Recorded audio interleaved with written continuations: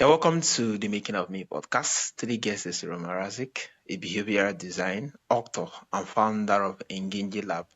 Roman spent years in trying to understand why some brain could feel completely dead in the classroom, yet came alive for hours in self-choosing challenge. But the tension led him to decode how situation, not talent or willpower, shape behavior, and now help organizations design work, learning, and products environments where people willingly invest energy. It's really a pleasure having you on the show, Roman. Thanks for having me. I really appreciate that.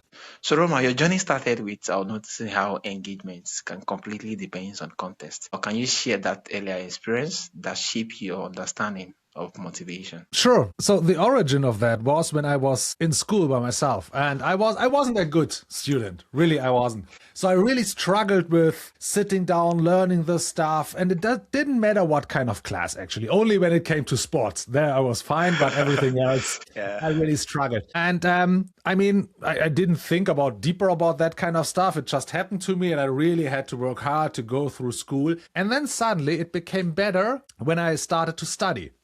And that was already suddenly it was very easy for me to sit down and learn and have good grades and do my stuff. And I mean, this was already, this showed me that, I selected voluntarily to study that very topic, right? And in school, I was forced to learn something where I didn't see the context, the meaning behind it. And also during school, I was really bad at school, but at the same day, when I did my hobby, like building models, aircraft models or ships or whatever, or playing handball or doing every other kind of stuff in my hobbies, there I didn't struggle to concentrate, to focus. And so over time, during my studies, I realized that it's less about the trait of the human itself, of the person, from my point of view. If they are performing very well, it's much more depending on the situation that you are thrown in. And this fascinates me because everyone is only talking about, okay, how can you persuade someone, convince someone to focus harder, to concentrate, to stay motivated. And you are even offering incentives so that someone says, okay, now because of the incentive, I'm much more motivated. I mean, it's an interesting idea, but if it's really about the context and less about the personal traits, it doesn't matter if you give me incentives because I can't control it. And this is what I really got into it. And then I realized, hey, science is also proving that. Yeah. And this is how everything started to happen. Wow. Amazing. And the fact that you actually get to discover it, I just tried to look back now and discover that when I was in school, I have similar things to me that, struggle a whole lot with a whole lot of context and everything. And when it comes to physical duties, that doesn't require me to kind of do a whole lot of learning and writing. Yeah, the energy, the motivation is usually there. I feel like, I want to do it for as long as 18 hours in a day and on without, getting tired. I did just speak volumes to it. Yeah, you often say that incentive work short term, but fail long term. Can you explain why that happens and give us a real world example? There are different reasons why you're doing something. Some stuff, as you already said, physical things or sports, you just like to do it. You're doing voluntarily. I mean, games are an amazing example, right? Yeah. So you can sit down and play games for hours and no one is incentivizing you for that. And then you have other activities like working at a production line, perhaps. I mean, they're really boring and tedious work. Yeah. But there, at least, you're getting rewards. You're being paid, and perhaps you get even more bonus and incentives. And still, we are looking forward to stop doing this, right? And so there are two different main categories why someone is doing that. The one is called extrinsic motivated. So you don't like to do something, but at least you're getting a reward for doing it. And the other one is intrinsic motivated, where you're doing something for the sake of doing it. And everyone knows this by themselves. As soon as you're doing something that you have to do, even if you're getting a reward for that, you're already looking forward for the end, or for the finish line. And so everything in between here and now, the finish line, is in the way. So you don't like the activity because it stands in the way of your reward or the output. And this is why the interesting thing is, of course, we say thank you if we're getting a reward, but at the same time, the reward is showing us, communicating to us that the activity itself is not really engaging. And in games, or in sports, or in hobbies, or anything else, they seem to be built in a way that even if there's a problem, or because, we are struggling. If you're playing a game for the first time and you immediately get it, you finish it, it becomes boring. Right? You say, okay, it was too easy. I don't want it. In contrary, if you fail playing a game, so level 1, you started, and then game over. And then you think, okay, but I think I know how to solve that. Let me try again. And then game over. But now I know how to do it. And so the thing is, it's much more that to be intrinsic motivated, we enjoy being challenged by something as long as we believe we can solve it. Yeah. And this is what keeps us doing by being focused on the activity and not on the end. And this is the issue I have with incentives. Wow, this is really amazing, especially when you make reference to intrinsic and extrinsic. Being inner motivated and being motivated, which is extrinsic, being motivated by the outcome at the end of the day. Intrinsic is more speak volumes to, not just necessarily what the outcome is going to be, but the fact that you enjoy the process and it challenges you to do more, it challenges you to actually more like go some miles, even if the pain might be there, but still you are eager to see what the outcome could be. Yeah, that's really amazing. So how does the drive method help leaders identify whether a performance problem is really a design problem? It's what we figured out when we are following the science that is proven that shows that, okay, some people are thriving in some situations and others are in other situations thriving.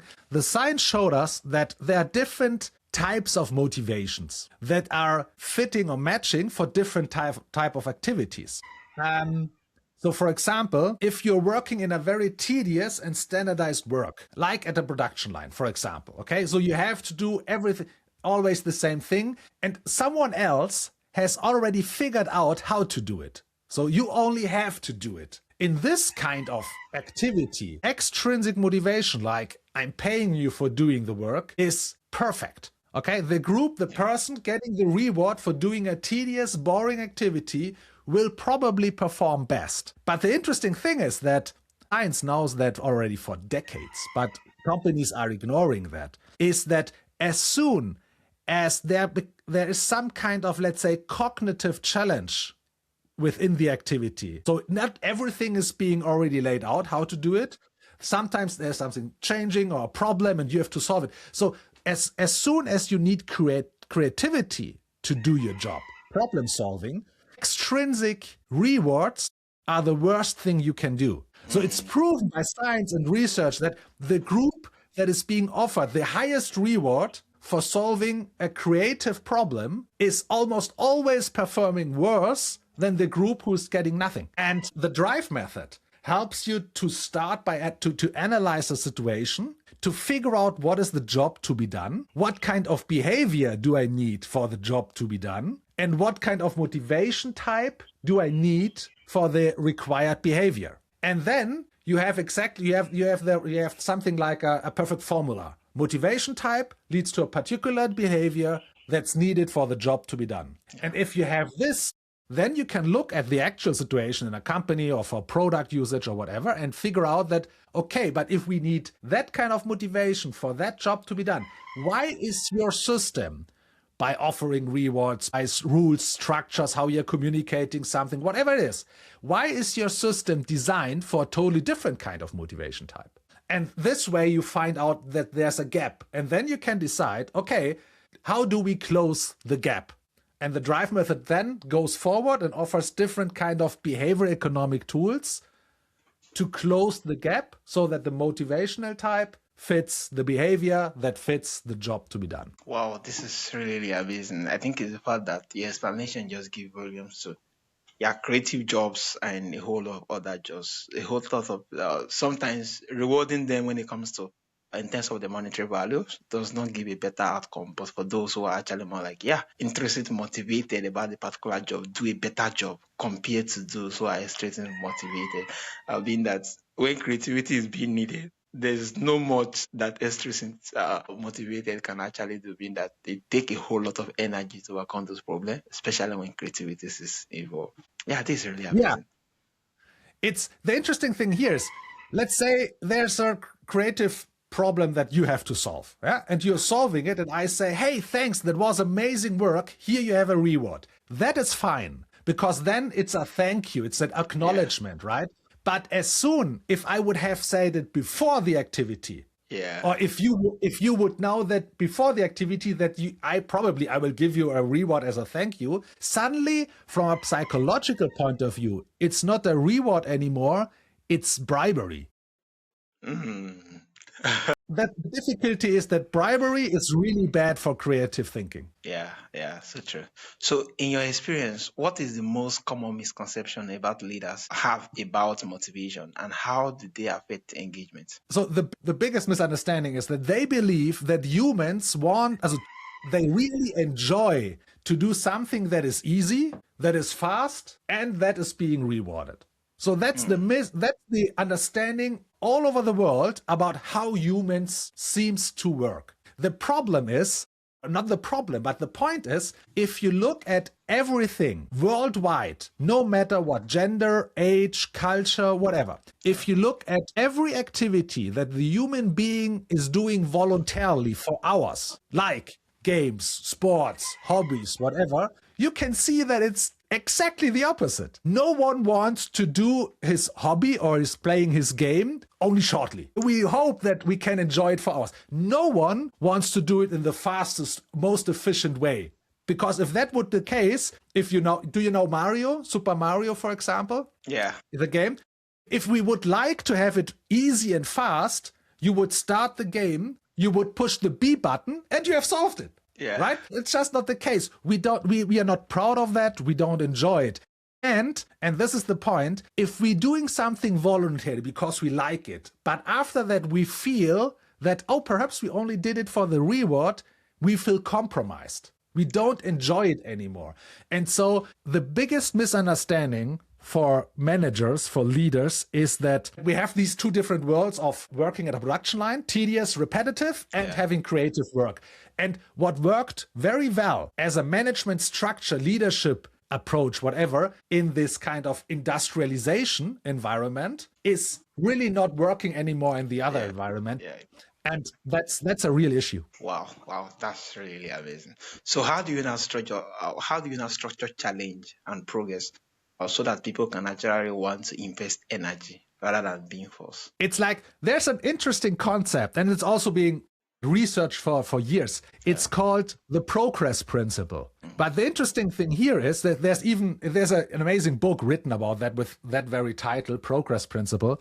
The amazing thing here is that they have figured out that people are really energized to take on the next effort, to do the next step, to put in the work, if they have almost achieved something before. So it's not about getting somewhere, solving something, it's about almost solving it. So it's this, I almost got it, but probably in the next time when I try it, I will be able to finish it. So what that means is that it's very inherent for our species to realize progress in what we are doing. But progress, when talking about progress, I don't mean that here's a to-do list and just do it and check it. It's about, I don't know exactly how to do that. Oh, let me figure that out. Oh, I learned something. I try something. I did it my way. Oh, now it's already better. Not really. Okay, I try to improve it, whatever.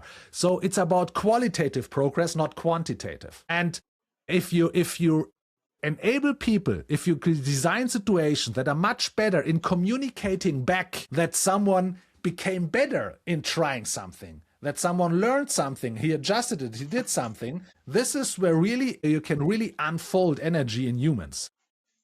And so I will give you an example. For example, here in Europe, there's a wine retailer. So classic, he's selling wines. And the classic motivation program for his customers was, okay, you're buying wine. I give you, for every euro you spend, you get a point. And if you have enough points, you can redeem them. So you're being rewarded for buying, right? So that's not a performance. It's like, it's transactional. You're paying, I give you something. There's no challenge behind that, right?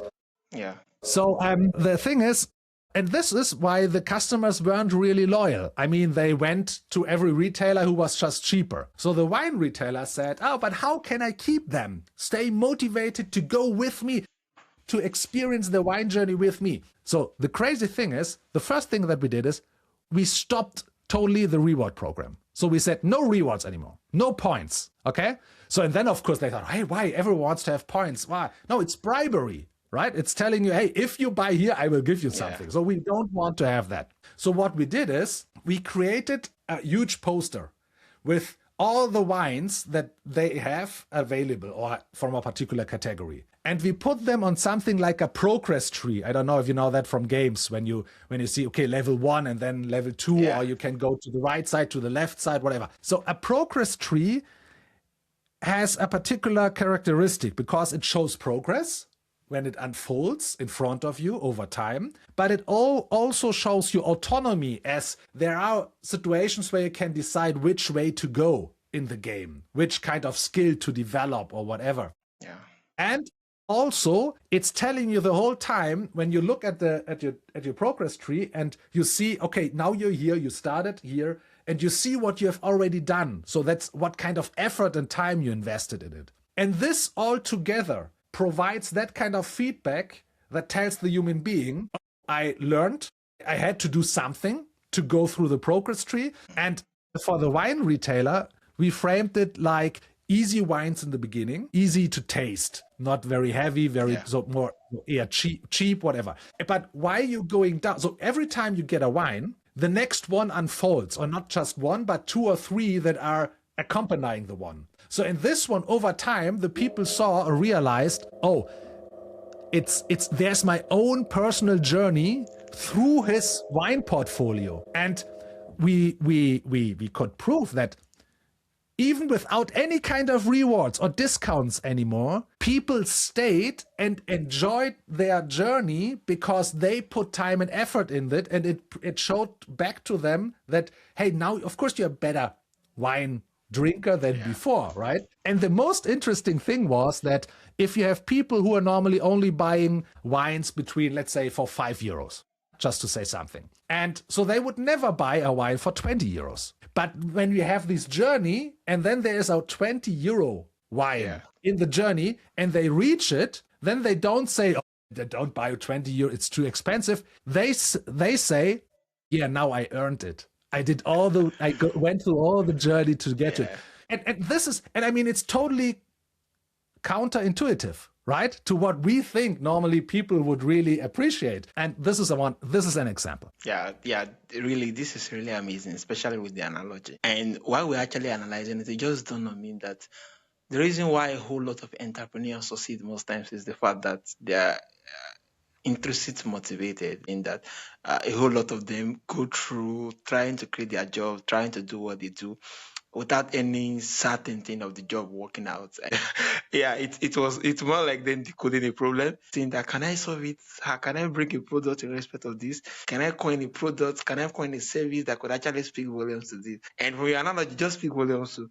That's what differentiates entrepreneurs from those who end up more like working on the system and just taking any job, compared to those who go all out and create the path for themselves, being that they are intrinsic motivated, and they sell the system, they are challenged, and they are willing to actually go through it, only for them to be shocked that, wow, the system rewards me, the business work out. It's really amazing. We're actually analyzing it. Yeah, really amazing. Yeah. It's so we also learned over time that it's really depending on, as you already said correctly, is someone focused on the journey and the activity, and then of course the output is a consequence out of that, or are they already starting with the result in mind? And because there's also a very interesting study being done, and already for years, is that if people, because there's also this kind of, it's not a myth, because there is some kind of value behind it, but we are normally, when you ask for people, okay, how do you improve your business, become better, more efficient, it's always about this kind of goal setting. Objective key results, also goal setting, set yourself a goal and then break it down. What do you have to do, whatever. The problem here is that from a psychological point of view, if you set a goal, and people always think about interesting goals, right? Or goals that they are proud of, or whatever, that they want to achieve, wealth or whatever it is.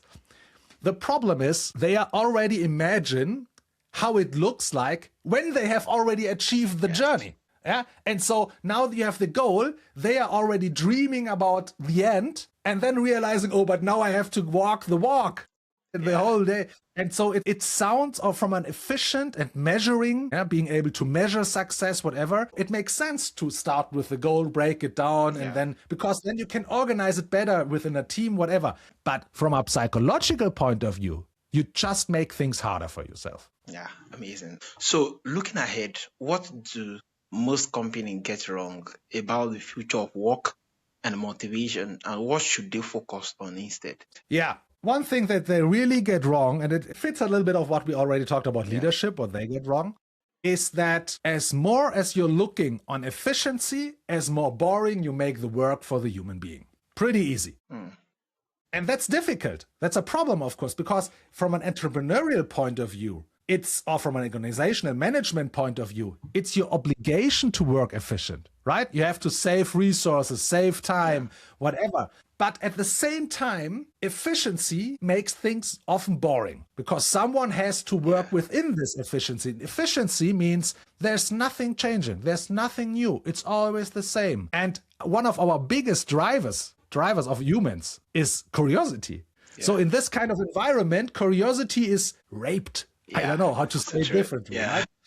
And so if you, and I mean, as long as you have enough people working for you, or let's say it this way, as long as there are enough people trying to get a job in your company, that's not an issue.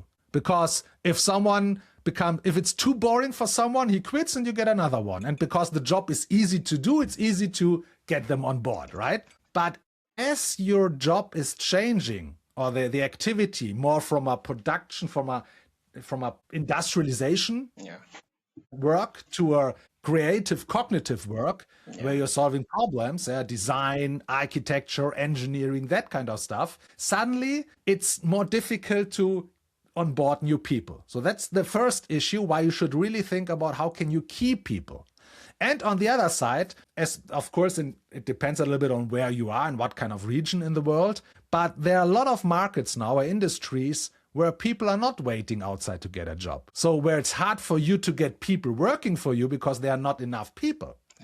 So this makes it even worse if someone is quitting the job because it's too boring for him. So with that in mind, facts in mind, companies really have to figure out how to balance, to be efficient as possible, but still as interesting as necessary for their employees, and how to change the job in a way that people can experience it, like, for example, the metaphor of the wine retailer with a progress tree, with, okay, how can I develop myself? How can I experience almost their progress? How can we make, for example, how can we design systems, products, whatever, that where it's not bad if you don't get it immediately, where it's more about how can you appreciate taking risks, learning instead of going the easy way and do it.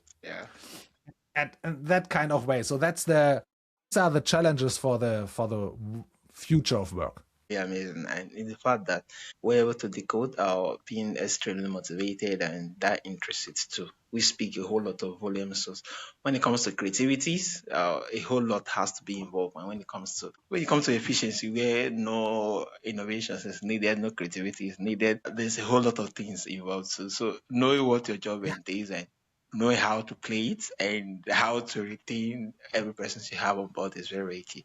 Yeah, this is really, really amazing. So for my audience who's listening to you, who wants kind of engage their team for a personal project, what should you do differently? What will be your final word to them? That's a great question. What we found out is that one of the biggest driver or desire of humans is identity. So who am I? What can I contribute to something? Yeah. If you go into a totally new village, new city, new region, new business area, the first thing that you're trying to figure out, even if you meet, let's say you meet a new person, a friend, and he's inviting you to his family. The point is humans act in a way where they try to scan the environment, find out what are the conditions and how do I fit in here so that it's not awkward. And it's the same in business. So this is identity based. So in teams, what we have figured out is, and this is a little bit of counterintuitive or contradictionary, is the point that on one side you want to fit in, on the other side you want to find something that only you can do or where you are really best in contributing to the team. So what that means is that, first of all, a team has always some kind of mission or quest or activity or work to do, right? And normally for this kind of work to do, you need different kind of skills. This is why you have a team, actually, most often, okay?